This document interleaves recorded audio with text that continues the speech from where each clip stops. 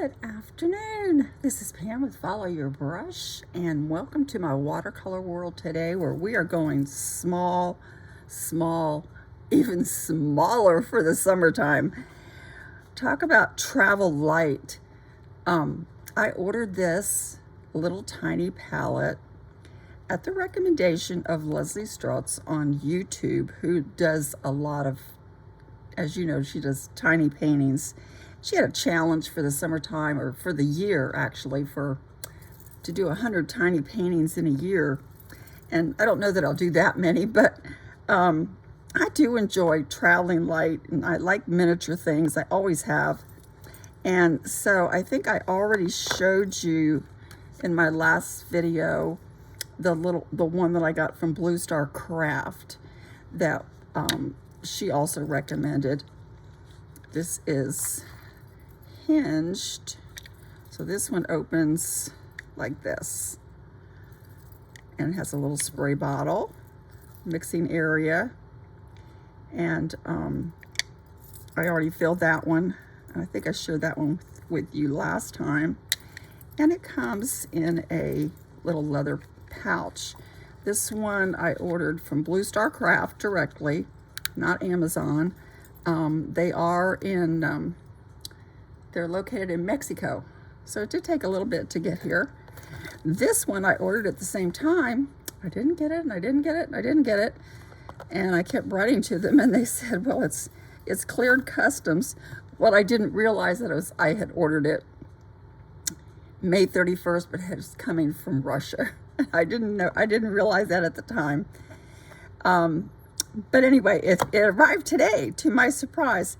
I have almost completely filled it up, but I wanted to do these last two and show you how I fill these, because I don't do things conventionally. I have two paints, and I use two paints, but I also, because of my thumb and all the ailments that I have with the previous surgeries, I don't have much strength in my thumb for opening tubes and squeezing tubes. So I have learned and have fallen in love with my Daniel Smith watercolor sticks. Super, super pigmented. They're just like having your pan paints. They wet at just the tip of a very damp brush, and you will have so much pigment, you're not going to believe it. But that's how I am filling these little teeny tiny wells. You see how tiny these are? But I can do it with confidence with these sticks because I know how pigmented they are, and just a touch will actually last you for a while. I've already put in my Hansa Yellow Light, New Gamboge. I did squeeze a little bit of Quin Magenta, had trouble getting that one in there. And this is vermilion, organic vermilion. This is ultramarine blue. And this I put in Danthrone blue because it's one of my favorites. And then I have a couple favorite colors that I like to use for mixing darks. And also it helps when I'm mixing greens. But let me show you how I'm doing this. Let me zoom in on this for you. These watercolor sticks, you know, until you wet them, they're dry to the touch. They're almost like that's a thick consistency. Let me break off a piece here with my scissors. Okay, see how that breaks off easily? It's not wet. And then as you put it in your fingers, particularly if your fingers are a little warm, it becomes pliable. And then what I'm doing, there's another color here left over. So I'm just manipulating it a little bit. I'm setting it in that well. And then with the bottom of the paintbrush, kind of poke down and compress it, because it is pliable, almost like a thick clay.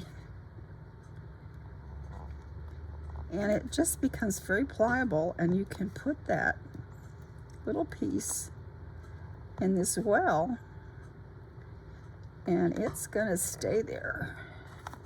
And not only is it gonna stay there, you know that it is so pigmented that when you start to paint with these, this little tiny well will actually last a while.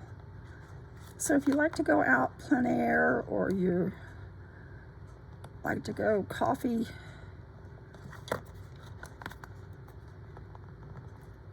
cafe sketching, I was gonna say Starbucks, but it doesn't have to be Starbucks.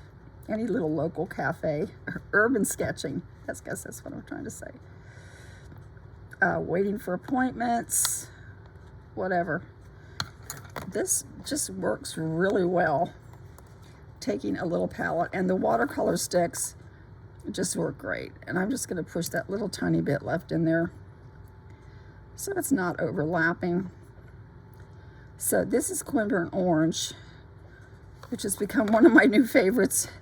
I love working with Quinburn Orange. Makes great mixes. Has a little dot in the air. I'm just gonna dump that out. And the other one that I like to mix my Quinburn Orange with to make some nice darks and shadows in my paintings is Undersea Green. So that one got away from me. Here it is. So this is Undersea Green. This also will act the same way. And I'm just gonna try to get a little bit smaller here. It's kind of it's not even a pea size. Just really tiny. Plop that in there. And then let me go at it with the end of my paintbrush. Let's get this bottom, get this part in first. And then I can push this down, make a little well. And I have room to put this little piece in as well. And smush that thing in there. And I really like doing this with the watercolor sticks.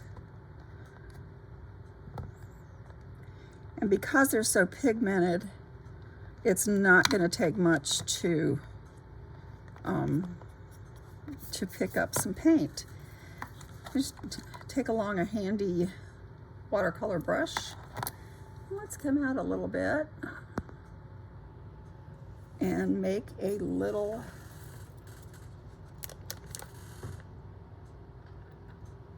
chart, little chart of colors for my,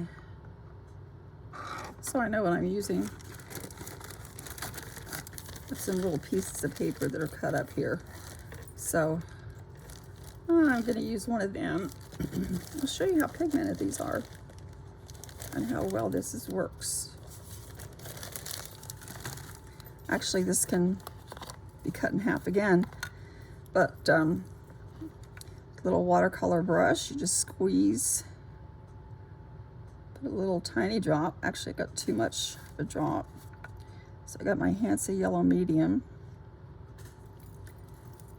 Let me pick up that little drip in there. That's a little bit too much. Got too aggressive with my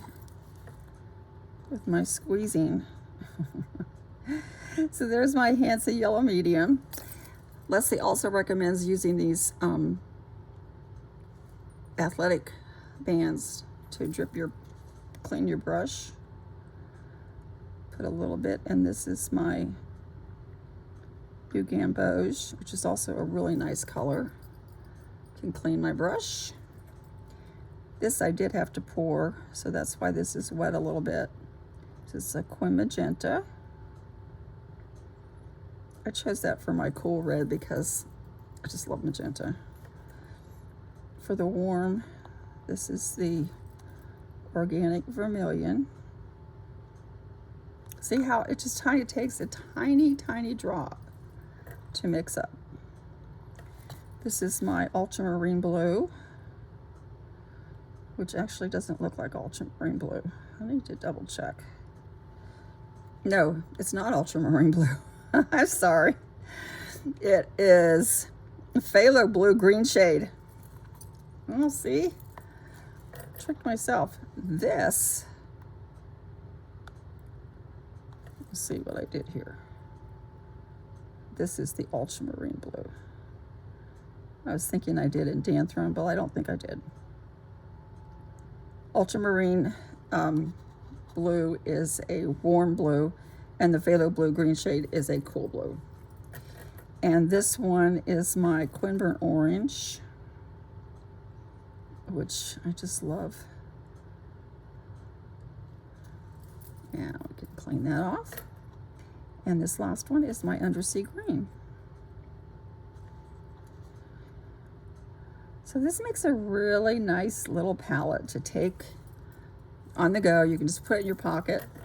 Let me show you what these do when you blend them together. I'm doing it on the paper. I could use the mixing well, but look at that nice neutral you get. So you get a nice brown. Let's do some mixing. Let's do some of the Quin Magenta and the ultramarine, and this is one of my favorite colors. Look at that. Oh, beautiful purple. Isn't that pretty? And clean that. Let's do some, add some Hansa Yellow Light to that. See what we get. Get kind of a brown or tan color. Let's add the Hansa Yellow Light and the Cobalt Blue Green shade. This has never been used before, so it's going to puddle up in the mixing tray. But look at the pretty colors we get. And just, this is a great little mixing palette. I can clean up here, get back into here. I always seem like I always get my... So you can get a nice variety of greens. See that? And here's my undersea green. But let me add some of this Hansa Yellow with that. See, and that gives you kind of a sap green. So you got a nice variety here of mixing colors and a nice little mixing well. And you can clean your brush, your water brush on your athletic band, wristband. So I think this is going to be a nice little palette. Another thing that I have discovered for cleanup is just carrying wet wipes of any type. It cleans right up. These happen to be just Pampers wet wipes, and it just cleans right up. Then you can hook it onto your book if you're painting, your sketchbook, or your piece of paper. Often I like to find a clip that is magnetic that might fit the same size, and that way, you know, I can clip it easily as well. Let me put this back. So there's my Daniel Smith Watercolor Sticks, my new little Go Draw palette. Another thing, if you're really, really on the go, this is something else I carry with me in my purse. Look at this. Let me put this up. I just carry this little Hanamulu sketchbook. Has a strap, so it's got my watercolor brush on there. And then I just attached dot cards. You would be amazed, this one needs cleaning up, how far your little dot cards can take you. This is also Daniel Smith dot card. It was in the confetti collection of dot cards, little box that you can buy, just a little box of dot cards. And this one had the basics. It has the Hansa Yellow Medium, I can't read it because of Anthraquinoid Red, French Ultramarine, and Lunar Black. And the dot cards are so large that you can actually use these for painting. And that's what I've been doing. That's what I've been talking about, my magnetic clip. But I've been using this for my World of Watercolor Month. This is for Ripple. This is for Fade. I did Fade. Let's see if I did one. Oh, this is for Lock. I did that one today. I'm using the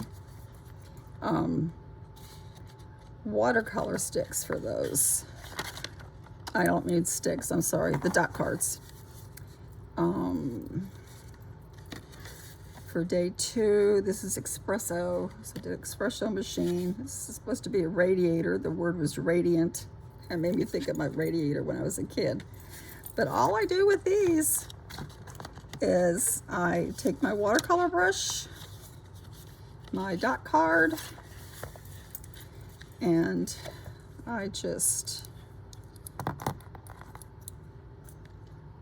I can, just clip it on there. Have my little watercolor brush and my wrist, athletic wrist band to dab my brush on in between colors. And I take this with me in my purse, and went to the doctor's office the other day and just took this with me, and that's all I had. I didn't worry about little palettes or anything else. I just took the dot cards and a sketchbook and a watercolor brush, and you know, I was good to go. But I did want to show you what I got today from Go Draw. Another thing that I don't want to overlook and tell you about is my Art Toolkit palettes. These I use like constantly as well. They're nice and sleek. This is the Portfolio palette. They have them all the way down to a demi size, little small ones like a credit card size. And these are little magnetic pans. They come empty and you can put the colors in that you want. And I actually have refilled these with, these were mostly tube paints, but I've started filling them with the Daniel Smith Watercolor Sticks as well, if I have that color. And all you do is add a little bit of water, and then they stay in there. So that's another handy, convenient way to travel. But this is my new Go Draw palette, and I wanted to show you that I had received it and how I filled it. And I hope you're having a great time for the summer. Hope you take time to find some easy ways to travel with your paints and colors. Actually, the watercolor sticks is another good way to go. All you have to do is take the brush, you put it on the stick, and you've got your, you know, you're good to go. And these are great for the airplane because they're not liquid, so you don't have any problems with TSA. You can just slip these in the bag along with the sketchbook and a I don't know if you have a watercolor brush, or take one. If it has liquid in it, they probably don't want you to have liquid in it. You can fill it with water once you're on the plane. But anyway, the watercolor sticks to me are super, super value. And I love them. I just wanted to show you how I was filling these and using them to fill my new little palette. Have a wonderful week and happy July. Talk to you soon. Bye.